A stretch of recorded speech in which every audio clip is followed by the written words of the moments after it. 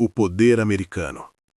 Durante a Segunda Guerra Mundial, muitas nações lutaram com coragem, sacrifício e determinação. Britânicos resistiram quase sozinhos no início. Franceses lutaram até onde puderam. Soviéticos seguraram o avanço alemão com um custo humano gigantesco. Mas, em meio a tudo isso, algo começou a chamar a atenção de aliados e inimigos: a velocidade com que as forças americanas aprendiam, se ajustavam e voltavam ao campo de batalha mais eficientes do que antes. Os Estados Unidos não começaram a guerra como a força militar mais experiente. Pelo contrário, em vários aspectos, estavam atrás de seus próprios aliados. Tinham menos tempo de combate real, menos tradição em guerras europeias e pouca vivência recente em conflitos de grande escala. Ainda assim, em um intervalo surpreendentemente curto, passaram a operar com uma eficiência que superava parceiros muito mais experientes. E isso levanta uma pergunta inevitável: por que as forças americanas se adaptaram mais rápido do que seus próprios aliados? No início do conflito, os americanos cometeram erros claros: falhas táticas, equipamentos mal utilizados, decisões precipitadas. Nada disso era segredo. Mas o que diferenciou os Estados Unidos não foi a ausência de erros, foi a forma como eles reagiram a esses erros. Enquanto alguns exércitos demoravam meses ou anos para mudar doutrinas, os americanos ajustavam procedimentos em semanas. Quando algo não funcionava no campo de batalha, a resposta não era insistir por tradição ou orgulho, era mudar. Essa mentalidade de adaptação rápida não surgiu do nada. Ela estava profundamente ligada à cultura organizacional americana, à forma como decisões eram tomadas e, principalmente, à relação entre comando, indústria e campo de batalha. Os relatórios de combate não eram apenas arquivados, eles voltavam para centros de treinamento, fábricas e escolas militares. Equipamentos eram modificados, táticas eram revistas, instruções eram reescritas. E tudo isso acontecia enquanto a guerra ainda estava em andamento. Para muitos aliados, isso era surpreendente. Exércitos mais antigos e tradicionais tendiam a confiar em doutrinas consolidadas. Mudanças vinham lentamente, muitas vezes após longos debates internos. Já os americanos demonstravam uma disposição incomum para abandonar práticas recentes se elas não estivessem funcionando. Essa flexibilidade se tornaria uma das maiores vantagens dos Estados Unidos ao longo do conflito. No campo de batalha, isso se traduzia em unidades que aprendiam rápido com derrotas e voltavam mais perigosas. Um erro cometido em uma operação dificilmente se repetia da mesma forma na seguinte. Havia uma obsessão por eficiência, padronização e melhoria contínua. E isso não se limitava a um único ramo das Forças Armadas. Infantaria, blindados, aviação e logística operavam sob a mesma lógica: identificar falhas, corrigir rápido e avançar. Enquanto isso, aliados frequentemente enfrentavam limitações estruturais, escassez de recursos ou sistemas mais rígidos de comando. Não era falta de competência ou coragem, era diferença de modelo. Com o passar do tempo, essa capacidade de adaptação acelerada começou a pesar no equilíbrio da guerra. Os Estados Unidos não apenas acompanhavam o ritmo do conflito, eles aprendiam com ele em tempo real. E entender como isso foi possível ajuda a explicar não apenas o sucesso americano na Segunda Guerra Mundial, mas também o papel que o país assumiria no mundo depois dela. Porque o verdadeiro poder americano não estava apenas no tamanho do seu exército, mas na velocidade com que ele aprendia a se tornar melhor. Uma das principais razões pelas quais as forças americanas conseguiram se adaptar tão rapidamente estava na forma como sua estrutura de comando funcionava. Diferente de muitos exércitos aliados, o modelo americano incentivava a tomada de decisão em níveis mais baixos da hierarquia. Oficiais no campo tinham margem real para agir, testar soluções e ajustar táticas conforme a situação exigia. Isso fazia uma diferença enorme em combate real. Enquanto alguns exércitos dependiam de ordens detalhadas vindas de níveis superiores, os americanos trabalhavam com objetivos claros e liberdade operacional. O comando dizia o que precisava ser feito, mas muitas vezes deixava o como nas mãos de quem estava diretamente enfrentando o inimigo. Esse modelo reduzia o tempo de resposta. Se algo dava errado, a correção podia acontecer imediatamente, sem esperar longas cadeias de aprovação. Essa agilidade se transformava em vantagem prática no campo de batalha. Além disso, o exército americano valorizava intensamente relatórios honestos. Erros não eram automaticamente tratados como fracassos pessoais, mas como dados. Oficiais que relatavam problemas reais contribuíam para melhorias gerais. Isso criava um ambiente onde aprender com falhas era parte do processo, não um sinal de fraqueza. Essa mentalidade contrastava com a de alguns aliados, onde admitir erros podia significar consequências negativas na carreira. Em estruturas mais rígidas, isso levava à repetição de falhas, porque ninguém queria assumir responsabilidade. Outro ponto central era a padronização. As forças americanas investiram pesado em procedimentos claros, treinamento repetitivo e doutrina unificada. Isso permitia que unidades diferentes operassem de forma semelhante, mesmo sem histórico conjunto. Se um soldado fosse transferido de uma unidade para outra, ele encontrava sistemas familiares. Ordens, sinais, procedimentos e equipamentos seguiam padrões semelhantes. Isso acelerava a integração e reduzia erros em situações críticas. Ao mesmo tempo, essa padronização não impedia mudanças. Quando uma melhoria era identificada, ela podia ser incorporada rapidamente em larga escala. Um ajuste feito em uma frente podia chegar a outras em pouco tempo. O treinamento refletia essa lógica. Os americanos não treinavam apenas para cenários ideais. Simulavam falhas, improvisações e situações caóticas. O objetivo não era criar soldados perfeitos, mas soldados adaptáveis. Esse tipo de preparo ajudava a reduzir o choque do combate real. Quando algo inesperado acontecia, as tropas já estavam mentalmente preparadas para improvisar. Isso diminuía a paralisia comum em situações extremas. Outro fator importante foi a integração entre diferentes ramos das Forças Armadas. Exército, Marinha e Força Aérea Americana aprenderam, ainda durante a guerra, a operar de forma coordenada. Isso não foi imediato nem fácil, mas evoluiu rápido. Operações conjuntas se tornaram cada vez mais comuns. Apoio aéreo mais eficiente, logística integrada, comunicação entre unidades terrestres e aéreas mais fluida. Essa coordenação aumentava a eficácia geral e reduzia desperdícios de esforço. Enquanto isso, alguns aliados enfrentavam dificuldades maiores para integrar forças diferentes, seja por tradições separadas, rivalidades internas ou limitações técnicas. A cultura organizacional americana também favorecia a inovação prática. Ideias úteis não precisavam vir apenas de altos comandos. Muitas soluções surgiam de soldados e oficiais de campo. Se algo funcionava, havia abertura para testar e adotar.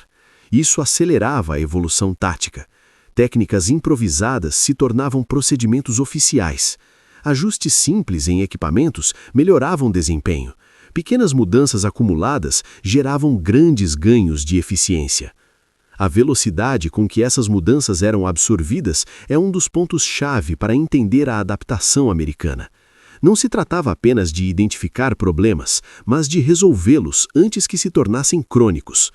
Comparativamente, muitos aliados lidavam com limitações externas, falta de recursos, destruição de infraestrutura, pressão constante do inimigo. Isso dificultava mudanças rápidas mesmo quando havia vontade. Os Estados Unidos, protegidos geograficamente e com uma retaguarda industrial intacta, podiam se dar ao luxo de experimentar, errar e corrigir. Esse ambiente favorecia aprendizado acelerado. Mas é importante destacar: essa vantagem não foi automática. ela foi construída. Exigiu coordenação, disciplina e disposição para mudar. E, principalmente, exigiu uma mentalidade que colocava resultados acima de tradições. Com o tempo, esse modelo começou a produzir efeitos claros. Unidades americanas que inicialmente tinham desempenho mediano tornaram-se altamente eficazes. Erros iniciais deram lugar a operações mais refinadas e bem coordenadas. Essa evolução constante fez com que, ao longo da guerra, as forças americanas não apenas acompanhassem seus aliados, mas, em muitos casos, os superassem em eficiência operacional. Não por arrogância ou superioridade moral, mas por estrutura e método. Entender esse processo ajuda a explicar por que os Estados Unidos conseguiram transformar uma entrada relativamente tardia no conflito em uma presença dominante em poucos anos. A adaptação rápida não foi um detalhe, foi um pilar central de sua atuação. E essa capacidade de aprender em ritmo acelerado preparou o terreno para algo ainda maior: a integração total entre força militar, indústria e logística, que elevaria essa adaptação a um nível sem precedentes. Se a estrutura de comando explicava como os Estados Unidos conseguiam mudar rápido, a indústria e a logística explicam por que essas mudanças realmente funcionavam no campo de batalha. Adaptar-se não adianta muito se a retaguarda não consegue acompanhar.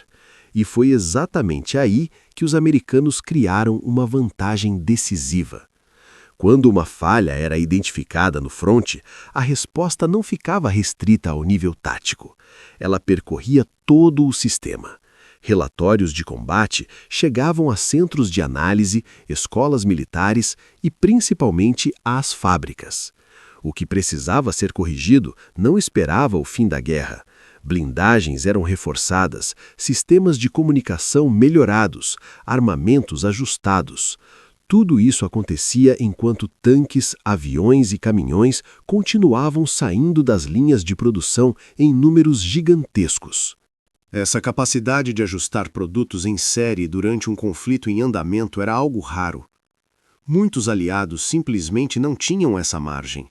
Suas indústrias operavam no limite, tentando repor perdas, sem espaço para mudanças estruturais frequentes. Os Estados Unidos, por outro lado, produziam em escala suficiente para errar, corrigir e melhorar ao mesmo tempo. A padronização foi fundamental nesse processo. Equipamentos americanos eram pensados para serem simples de operar, fáceis de consertar e intercambiáveis. Isso facilitava reparos no campo de batalha e reduzia o tempo em que veículos ficavam fora de operação. Enquanto alguns aliados lidavam com uma variedade enorme de modelos diferentes, cada um exigindo peças específicas e treinamento próprio, os americanos apostavam em uniformidade. Isso acelerava o aprendizado e diminuía o impacto de falhas. A logística acompanhava essa lógica. O exército americano construiu uma das maiores cadeias logísticas da história até aquele momento. Portos, estradas, ferrovias, depósitos e rotas marítimas funcionavam como extensões do campo de batalha. Não se tratava apenas de levar suprimentos, mas de garantir continuidade. Combustível, munição, peças de reposição e alimentos chegavam de forma previsível. Isso dava segurança operacional às tropas, que sabiam que não ficariam paralisadas por falta de recursos. Essa previsibilidade permitia planejamento mais agressivo. Com a retaguarda funcionando, os comandantes podiam assumir riscos calculados. Sabiam que perdas seriam repostas. Sabiam que equipamentos danificados seriam substituídos. Esse fator psicológico é muitas vezes ignorado, mas faz enorme diferença. Um exército que confia na própria logística combate de forma diferente. Além disso, os americanos integraram indústria e forças armadas como poucos países haviam feito antes. Engenheiros, técnicos e militares trabalhavam juntos. Problemas do campo de batalha eram traduzidos em soluções industriais. Essa comunicação direta reduzia o tempo entre identificar um problema e aplicar uma solução. O ciclo de aprendizado era curto, muito curto para padrões da época. Comparativamente, aliados europeus enfrentavam obstáculos enormes: fábricas bombardeadas, falta de matérias-primas, mão de obra reduzida. Mesmo quando percebiam a necessidade de mudanças, nem sempre tinham condições práticas de implementá-las rapidamente. Isso não diminui seus méritos. Pelo contrário, muitas dessas nações lutaram em condições extremamente desfavoráveis, mas explica por que a adaptação americana ocorreu em um ritmo diferente. Outro ponto decisivo foi a flexibilidade doutrinária. Os americanos não viam manuais como textos sagrados. Eles eram guias, não dogmas. Se a realidade do campo de batalha mostrava algo diferente, o manual era ajustado. Essa postura contrastava com tradições militares mais rígidas, onde doutrinas consolidadas demoravam a ser questionadas. Nos Estados Unidos, a guerra funcionou como um laboratório em escala gigantesca. A experiência acumulada rapidamente se transformava em treinamento. Novas unidades que chegavam à Europa já vinham mais preparadas do que as que haviam chegado meses antes. O conhecimento era transferido de forma sistemática. Esse processo criou uma curva de aprendizado muito acentuada. Em pouco tempo, o desempenho médio das tropas americanas subiu significativamente. Não apenas em um setor, mas em todos. Aviação, infantaria, blindados e logística evoluíam juntos. Essa evolução integrada ampliava ainda mais a vantagem. Um setor reforçava o outro. Enquanto isso, alguns aliados ainda lutavam para resolver problemas básicos. Diferenças de equipamento entre unidades, dificuldades de comunicação, escassez de suprimentos, tudo isso limitava a capacidade de adaptação rápida. Os Estados Unidos, protegidos por oceanos e sustentados por uma economia intacta, conseguiram transformar essa segurança em vantagem operacional. Não apenas produzir mais, mas aprender mais rápido. Essa combinação, estrutura flexível, indústria adaptável e logística eficiente, criou um efeito cumulativo. Cada mês de guerra tornava os americanos mais preparados do que no mês anterior. O mesmo nem sempre acontecia com outros exércitos. Com o tempo, essa diferença começou a se refletir nos resultados.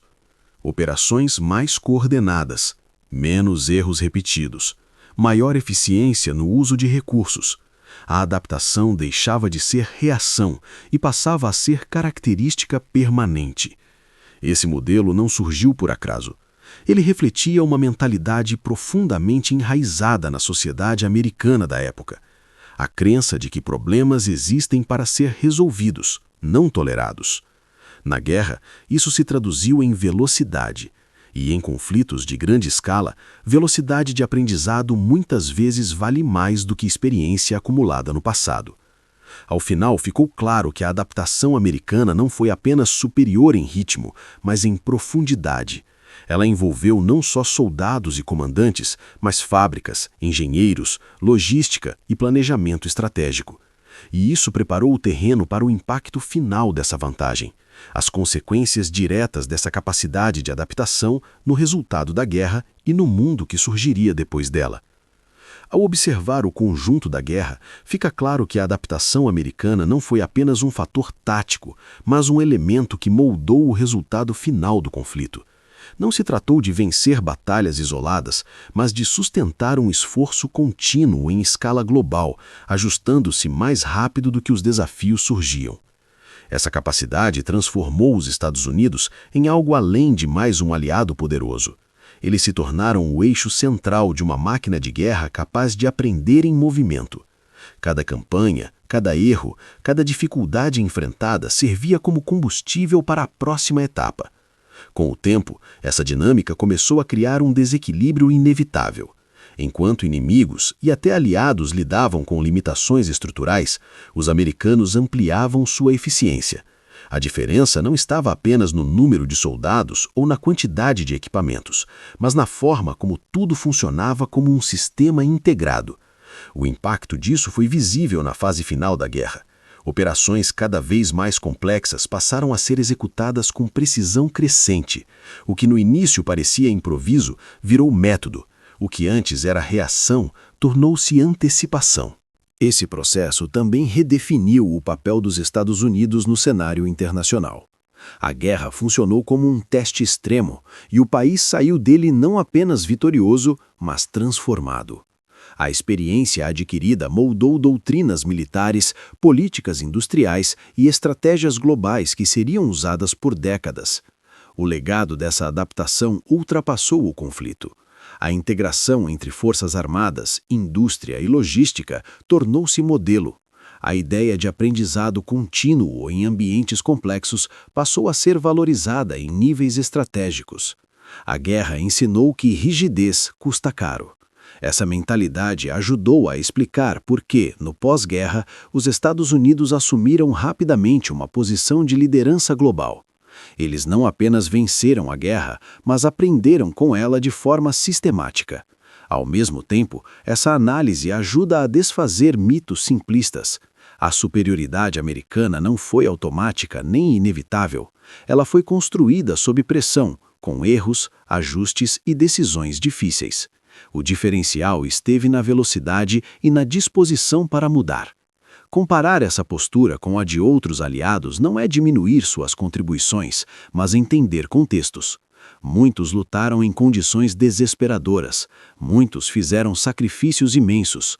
A diferença esteve nas possibilidades estruturais e na forma de aproveitá-las. No fim, a adaptação americana mostrou que guerras modernas não são vencidas apenas por coragem ou tradição, mas por sistemas capazes de evoluir mais rápido do que o conflito. Quem aprende mais depressa, sobrevive melhor. Essa lição permanece atual. Em qualquer cenário complexo, a capacidade de ajustar estratégias, integrar informações e agir rapidamente continua sendo uma das maiores vantagens possíveis. Ao olhar para trás, o que realmente distingue as forças americanas durante a guerra não é apenas o poder que possuíam, mas a maneira como o usaram, aprendendo, corrigindo e avançando, sempre um passo à frente. E foi exatamente essa combinação de adaptação, estrutura e velocidade que transformou os Estados Unidos em uma força decisiva, não apenas naquele conflito, mas no mundo que surgiria depois dele. Nesse vídeo, você descobriu todos os fatores que foram determinantes para os Estados Unidos se destacarem na Segunda Guerra Mundial. Entre tudo que foi dito no vídeo, o que eu acho que foi a chave da vitória, o ponto mais importante, foi a indústria americana. Os Estados Unidos não só dobraram a produção, mas investiram em aumentar as bases da indústria de produção por todo o país. Eu tenho um vídeo sobre a indústria americana e como a Ford foi a grande responsável pela produção em massa e como ela foi o pilar central para os Estados Unidos vencerem a guerra. Vou deixar esse vídeo aqui na tela final, é só clicar e assistir. Se você ficou até aqui, escreva "Eu fiquei". Assim vou saber quem gostou do vídeo e vou poder agradecer. Agora, eu peço que deixe o like e inscreva-se no canal.